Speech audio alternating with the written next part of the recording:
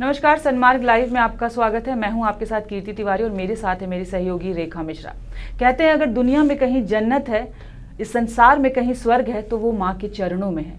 क्योंकि एक माँ ही है जो अपने बच्चे की खुशी के लिए कुछ भी कर गुजरती है। एक माँ ही है जो सुबह से शाम तक भूखी प्यासी रह के अपने बच्चे की लंबी उम्र की कामना करती है।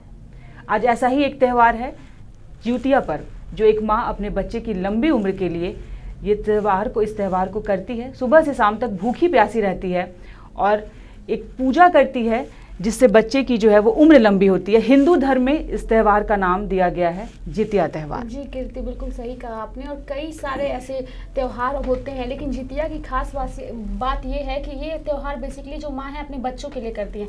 आपने भाई के लिए सुना होगा, पति के लिए सुना होगा। बहुत कम लोग हैं जो, अगर हम हिंदू धर्म के अलावा छोड़ दें, तो वो जितिया के बारे में बेसिकली नहीं जानते हैं। तो जितिया एक ऐसा पर्व है, एक ऐसा त्यौहार है जो माँ अपने बच्चे की लंबी उम्र के लिए करती है, संतान के लिए करती है, उसका संतान जो है वो सुखी रहे, समृद्ध रहे। जितिया त्यौहार का मैं एक चीज और बता दूं, जितिया पर्व जो है उसे कहते हैं जीवित पुत्रिका। जीवित पुत्रिका मतलब ये ज्यादातर पुत्र प्राप्ति के लिए, पुत्र के लिए किया जाता है। लेकिन अब चूंकि लोग बदल रहे हैं, लोगों की सोच बदल रही है, इसलिए क्या पुत्र और क्या पुत्री, सभी लोग जिनके घर में लक्ष्मी ने जन्म लिया है वो भी अब इस त्यौहार को करते हैं, इस व्रत को करती हैं वो माएँ, क्योंकि वो अब अपने बच्चों में वो भेदभाव वाली कोई बात नहीं है। हम पीछे जाएंगे कीर्ति, तो बेसिकली जिनके बेटे होते थे वही लेडी जो है वो जितिया का व्रत करती थी। लेकिन आज के दौर में जिनकी बेटियां हैं वो भी ये कर रही हैं। इस पर्व में क्या है कि आप सुबह से शाम तक जो माएँ हैं वो सबसे निर्जला व्रत, सबसे खास बात यह है कि निर्जला व्रत हिंदू धर्म की अगर मैं बात करूं तो हिंदू धर्म में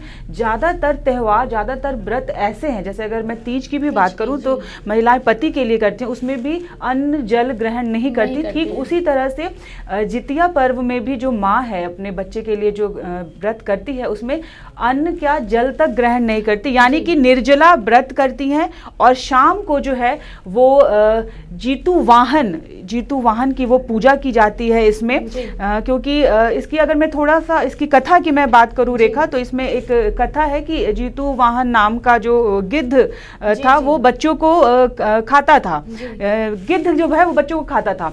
तो उसमें ये क्या है कि जो राजा थे उस समय उसमें, तो वो उन्होंने कहा, जब वो सब घरों के बच्चों को खा जाता था, माएँ विलाप करती थी, रोती थी, तब पता चला कि जो जीतू वाहन थे उसने आए वो राजा वहाँ पे, और उन्होंने कहा कि गिद्ध ने उनका आधा अंग खा लिया, तो फिर उन्होंने अपना दूसरा अंग भी गिद्ध को दे दिया कि खा लो। तब उसने कहा कि आप कौन हैं, आप लगता है कोई देवता हैं। तो उन्होंने बताया कि हाँ मैं जीतू वाहन, मतलब मैं ऐसे ऐसे रूप हूँ, राजा का ये हूँ। और उन्होंने उससे प्रार्थना की कि आप एक काम करें, जितने भी बच्चे जो हैं आप उन्हें छोड़ दें, उन्हें पुनः जीवित कर दें। तो इसलिए उस दिन को, ये अष्टमी के दिन किया जाता है। जिस तरह से तीज हम तृतीया को करते हैं, उसी तरह जितिया पर्व जो है वो अष्टमी के दिन किया जाता है। और इसमें ये भी कहते हैं कि सप्तमी युक्त अष्टमी को नहीं करना चाहिए, अगर अष्टमी युक्त नवमी है तो आप इसको कर सकते हैं। तो पूरा दिन महिलाएं जो है, जो माएँ हैं वो भूखी प्यासी रहती हैं। शाम को जो है वो जीवित पुत्र का व्रत कथा पढ़ती हैं, जीतू वाहन को फल फूल चढ़ाती हैं और अपने बच्चे की लंबी उम्र की कामना करती हैं। और कई जगह पर ये रिवाज भी है कि इस दिन लवकुश की भी पूजा की जाती है, लोग लवकुश की भी पूजा करते हैं। और ठीक उसके दूसरे दिन जो है वो सुबह सवेरे उठकर पारण करती हैं और अपने बच्चों को तिलक लगाकर। जितिया में खास बात ये है कि इस बार कल शाम से ही, अगर आज मैं बात करूं तो आज 22 तारीख है और 21 की शाम 8 बजे के बाद से ही जो माताएं हैं वो इस व्रत को कर रही हैं, क्योंकि इस बार का जो पंचांग है उसमें जितिया को 2 दिन दिखाया गया है। हाँ, तो वही मैंने रेखा आपको बताया कि सप्तमी युक्त अष्टमी को नहीं करना चाहिए, अष्टमी युक्त जो नवमी है आप उसमें कर सकते हैं। मतलब आप समझिए कीर्ति कि कल शाम से, यानी कि कल 8 बजे से ही जो माताएं हैं वो भूखे प्यासी हैं, निर्जल हैं, और उनका वो ये उपवास आज पूरा दिन चलेगा और कल सुबह जाके वो पारण करेंगे। तो कितना मुश्किल है, कितना टफ है, लेकिन माताओं के अंदर एक शक्ति है जो बच्चे के लिए अपने आप उत्पन्न होकर के आती है। तो ये काफी दिलचस्प है और देखना भी काफी अच्छा है। तो कहीं ना कहीं हम यही बताने की कोशिश कर रहे हैं कि एक माँ जो है वो उसे कहीं से भी, एक माँ का दिल ना दुखाएं, क्योंकि एक माँ ही है जो अपने बच्चे की हर तरह से खुशी सोचती है, हर तरह से सोचती है कि उसे सुख सुविधा मिले उसके बच्चे को, और सबसे खास बात उसके बच्चे की उम्र जो है वो लंबी हो जाए। कीर्ति, थोड़ा सा मैं टॉपिक से आपको थोड़ा सा ले जाना चाहूँगी। फिलहाल मैं टॉपिक से तो नहीं ले जाऊँगी, लेकिन कुछ चीज़ें मैं आपको याद दिलाना चाहूँगी। कुछ ऐसी माताएं हैं जो वृद्धाश्रम में रहती हैं, वो भी जितिया पर्व को करती हैं। बहुत सारी ऐसी घटनाओं से हम लोग रूबरू हुए हैं कई बार। तो मैं ऐसे बच्चों से भी यही अपील करूंगी कि अपनी माता के प्रति अपना स्नेह प्यार बना के रखें, क्योंकि इस धरती पे एक माँ ही है जो आपकी सबसे प्रिय है, सबसे अनोखी है, जो आपके लिए कुछ भी कर सकती है, कुछ भी कर सकती है। और एक माँ है जो अपने बच्चे को कभी कभी एक छोटी सी तकलीफ में भी नहीं देख सकती, माँ की आंखों में आंसू आ जाते हैं। कीर्ति, एक स्टोरी में और यहाँ पे दर्शकों को सुनाना चाहूंगी। जैसे कि हम मिडिल क्लास फैमिली हो या फिर बॉलीवुड की बात करें, तो मुझे यहाँ बोलने में थोड़ा सा भी हिचक नहीं हो रहा है कि मैं ऐश्वर्या राय बच्चन का नाम लेना चाहूंगी। जैसे कि जब उनकी शादी नहीं हुई थी, वो काफ़ी बड़ी सेलिब्रिटी थी, अपने उस स्टारडम को वो इंजॉय कर रही थी। लेकिन जब उनसे पूछा गया कि आपने 3 फेज अपनी लाइफ की देखी है, शादी से पहले, शादी के बाद, और आप एक माँ हैं, आप इन तीनों में से कौन सा फेज सबसे ज़्यादा इंजॉय की थी, तो उनके सबसे सिर्फ यही निकला था कि मैं जब माँ बनी तो मैंने उस चीज़ को जितना महसूस किया एक औरत के नाते, तो मेरा सारा स्टारडम मैंने छोड़ दिया अपने बच्चे के लिए। तो हम इसमें एक एग्जाम्पल के तौर पे देख सकते हैं कि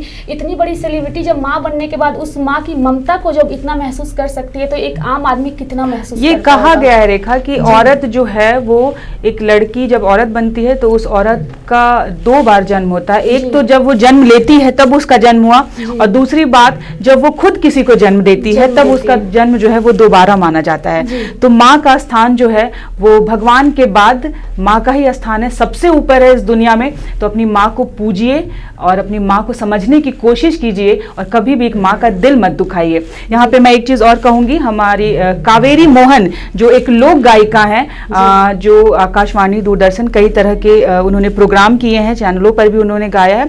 और फोक गीत में जैसे झूमर, झिझिया, ये सब की उन्हें अच्छी पकड़ है, और उनका जो सुर है, उनका जो गला है वो बहुत ही मीठा है। तो इस ज्योतिया पर्व पर हम आपको छोड़े जाते हैं कावेरी मोहन के इस गीत के साथ। पहले आप कावेरी मोहन जी का ये गीत सुन लीजिए। सम्मान के दर्शकों को जीवित पुत्रिका व्रत की शुभकामनाएं। जितिया आइए बबुआ, जितिया आइए बबुआ, रतिया के बेरिया छोड़ के नौकरिया, आवे बबुआ, रतिया के बेरिया छोड़ के नौकरिया, आवे बबुआ, जितिया आइए बबुआ, जितिया आइए बबुआ, रतिया के बेरिया छोड़ के नौकरिया, आवे बबुआ।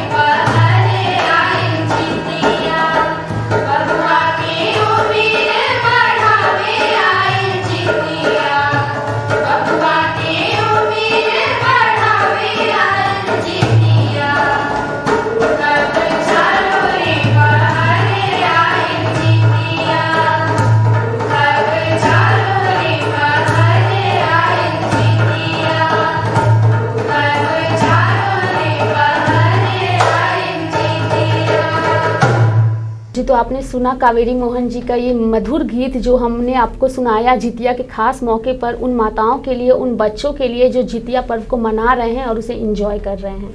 सन्मार्ग लाइव भी आज उन तमाम माओं को धन्यवाद देता है, उन्हें शुभकामनाएं देता है, उन्हें उनका शुक्रिया अदा करता है जिन्होंने आज इस कठिन व्रत को रखा है अपने बच्चों के लिए। साथ ही साथ बच्चों से भी सन्मार्ग लाइव ये अपील करता है कि अपने माओं को कभी दुख ना दें, अपनी माओं की भावनाओं को जो है समझे और एक हर माँ का कद्र करें। आप सन्मार्ग लाइव के साथ जुड़े रहिए, बने रहिए और हमारा चैनल सब्सक्राइब करना मत भूलिए। नमस्कार।